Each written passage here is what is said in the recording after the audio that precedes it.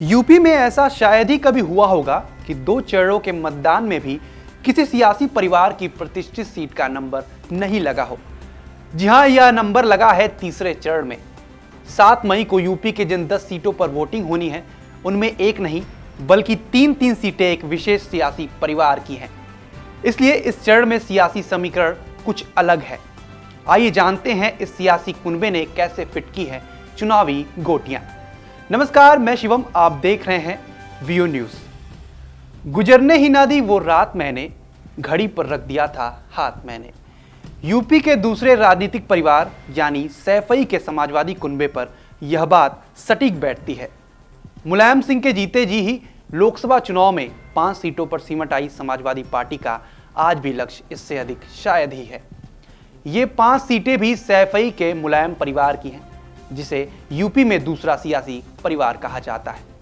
पहला परिवार यकीनन नेहरू गांधी परिवार का ही। जैसे उस परिवार का लक्ष्य अमेठी और रायबरेली तक सिमट आया है, वैसे ही सपा के इस कुनबे के लिए सिर्फ 5 सीटें मायने रखती हैं। ये हैं कन्नौज, मैनपुरी, आजमगढ़, बदायूं और फिरोजाबाद। इनमें से 3 सीटों पर 7 मई को तीसरे चरण की वोटिंग होनी है।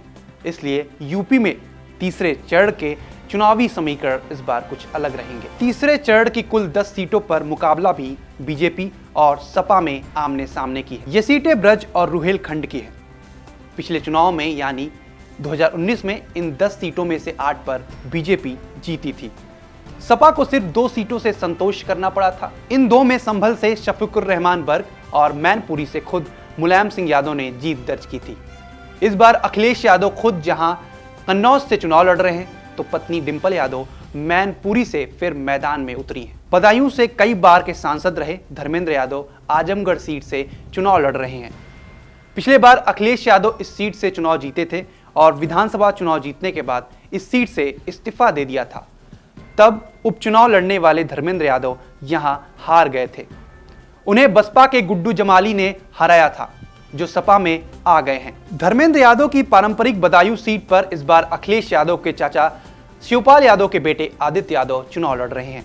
यहां पहले धर्मेंद्र यादव के नाम की घोषणा हुई थी, फिर उनकी जगह शिवपाल यादव के नाम की घोषणा हुई और अंत में आदित्य को टिकट मिला। फिरोजाबाद सीट पर रामगोपाल यादव के बेटे अक्षय यादव चुनाव लड़ रहे हैं। वैसे तीसरे चरण में यूपी के जिन 10 लोकसभा सीटों पर वोट डाले जाएंगे, उनमें संभल, हाथरस, आगरा, फतेहपुर सीकरी, फिरोजाबाद, मैनपुरी, एटा, बदायूं, आंवला और बरेली शामिल हैं।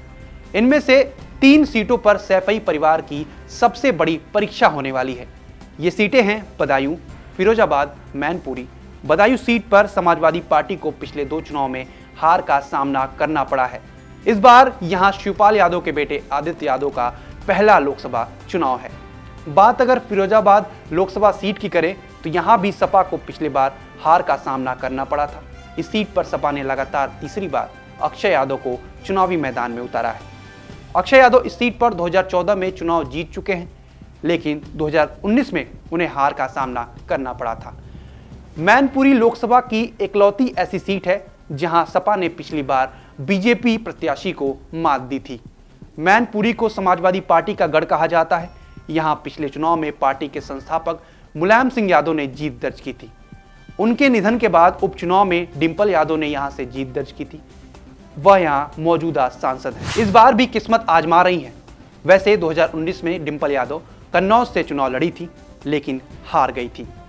कन्नौज में इस बार भी तैयारियां कमजोर लग रही थी, इसलिए अंतिम समय में भतीजे तेज प्रताप यादव का टिकट काटकर अखिलेश खुद मैदान में उतर गए हैं। अगर आपको हमारी रिपोर्ट पसंद आ रही है, तो हमारे चैनल को सब्सक्राइब करें, वीडियो को लाइक एंड शेयर करें और कमेंट करके अपनी राय जरूर रखें।